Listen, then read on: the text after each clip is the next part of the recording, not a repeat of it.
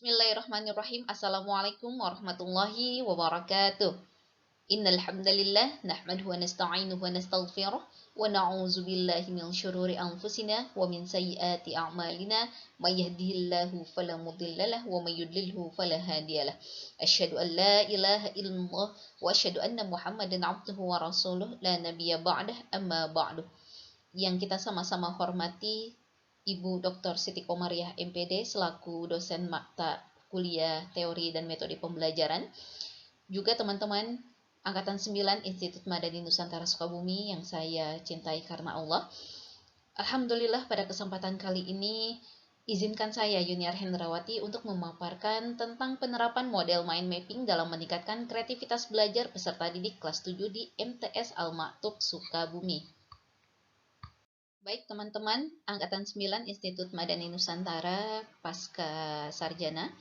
Adapun rumusan masalah daripada judul ini adalah pertama, bagaimana konsep pembelajaran mind mapping, bagaimana implementasi mind mapping di kelas 7 MTS Al-Maktub dalam pembelajaran, bagaimana peran mind mapping dalam meningkatkan kreativitas belajar siswa, bagaimana pada materi apa saja yang dapat diterapkan metode mind mapping di MTS Al-Maktub Sukabumi, kemudian bagaimana hasil prestasi belajar siswa kelas 7 MTS Al-Maktub setelah implementasi pembelajaran mind mapping, dan yang terakhir adalah apa kelebihan dan kelemahan pembelajaran mind mapping di kelas 7 MTS Al-Maktub Sukabumi.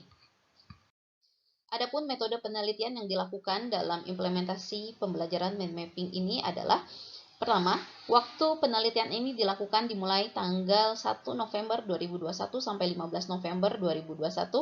Artinya penelitian ini dilakukan selama 15 hari. Adapun tempat penelitian ini di MTS Al-Maktub Sukabumi. Objek penelitiannya yaitu santriwati kelas 7G MTS Al-Maktub Sukabumi.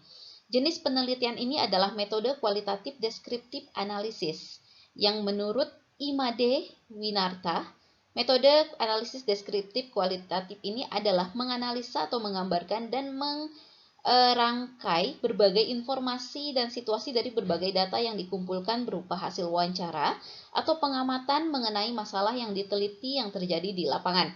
Kemudian adapun prosedur analisis data ini menggunakan reduksi data, display data, penarikan kesimpulan, dan verifikasi data. Uji keabsahan data yang dilakukan pada penelitian ini adalah dengan cara triangulasi sumber, yakni cross-check kebenaran data dengan cara bertanya kepada dua sumber yang berbeda. Penelitian ini melakukan cross-check kepada wali kelas dan juga kabag akademik. Adapun teknik yang dilakukan dalam penelitian ini yaitu wawancara dan juga observasi. Baik teman-teman, sekarang kita akan memulai kepada pembahasan. Sebelumnya, apa sih definisi daripada pembelajaran model mind mapping ini gitu kan? Nah, model mind mapping ini adalah pemetaan atau peta pikiran.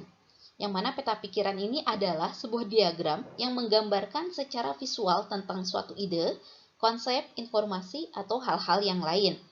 Nah, sekarang definisi kreativitas belajar itu adalah kemampuan siswa untuk menemukan cara-cara yang baru dalam rangka menyelesaikan masalah-masalah yang berhubungan dengan pembelajaran.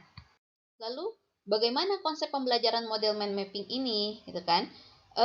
Pembelajaran model mind mapping atau peta pikiran ini adalah merupakan alat sebenarnya kan, yang bisa mempermudah siswa untuk mengingat, mengumpulkan pengetahuan, menciptakan ide, dan mengkategorikan sesuatu, sehingga siswa bisa menjadi pemikir yang lebih dalam, baik dalam proses pembelajarannya.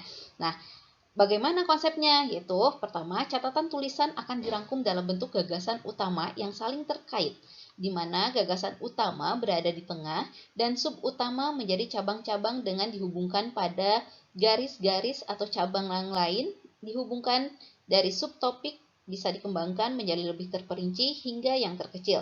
Ini bisa dianalogikan dengan cabang ranting pada pohon ya teman-teman.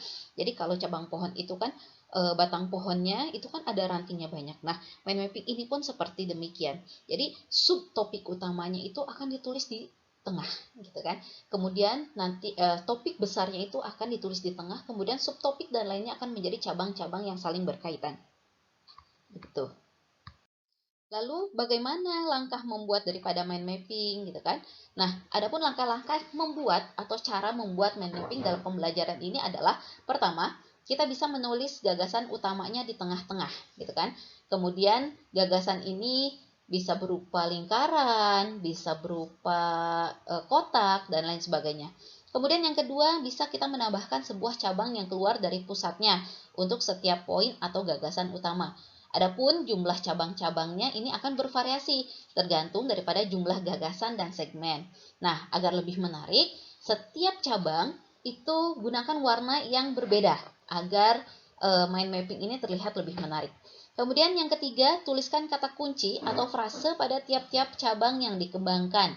Kata kunci atau kata-kata ini menyampaikan sebuah inti gagasan yang bisa memicu ingatan kita dalam pembelajaran, gitu kan?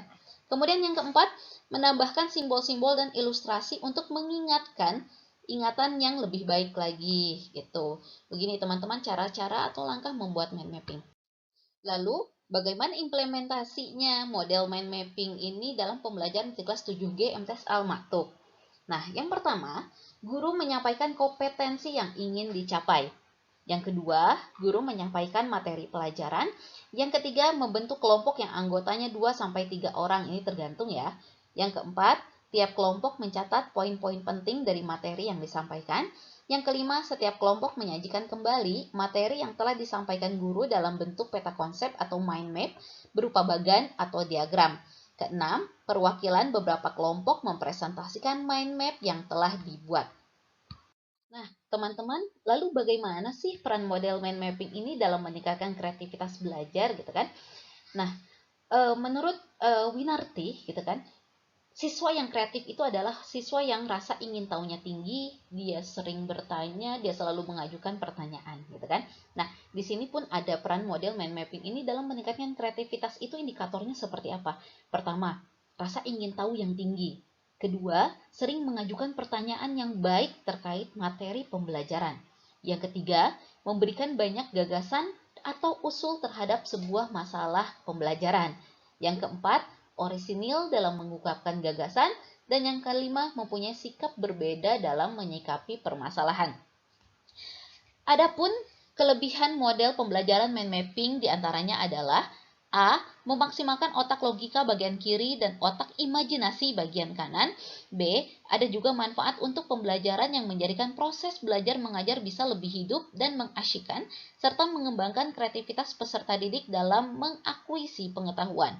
Akan tetapi, model mind mapping ini juga terdapat kekurangannya, yaitu pertama, pada siswa yang memiliki kelebihan atau cenderung lebih mudah belajar dengan cara audio, kurang mendapat porsi, karena karakter pembelajaran ini lebih terfokus pada gambar atau ilustrasi.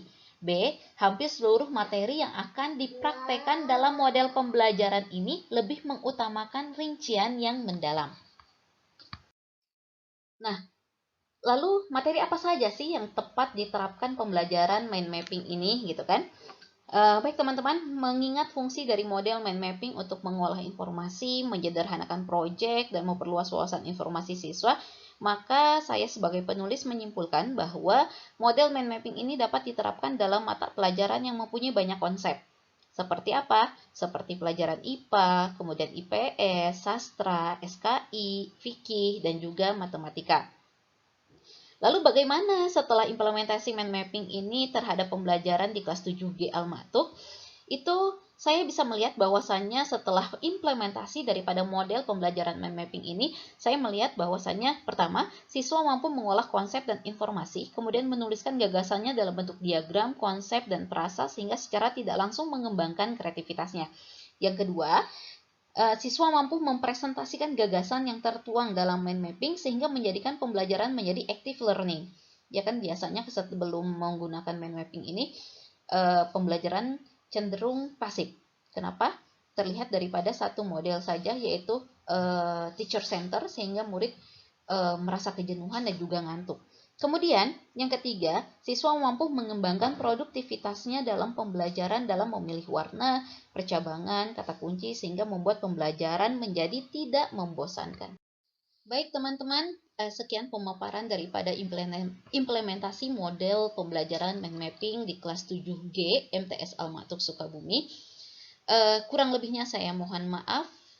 Jazakumullah khairan. Wassalamualaikum warahmatullahi wabarakatuh.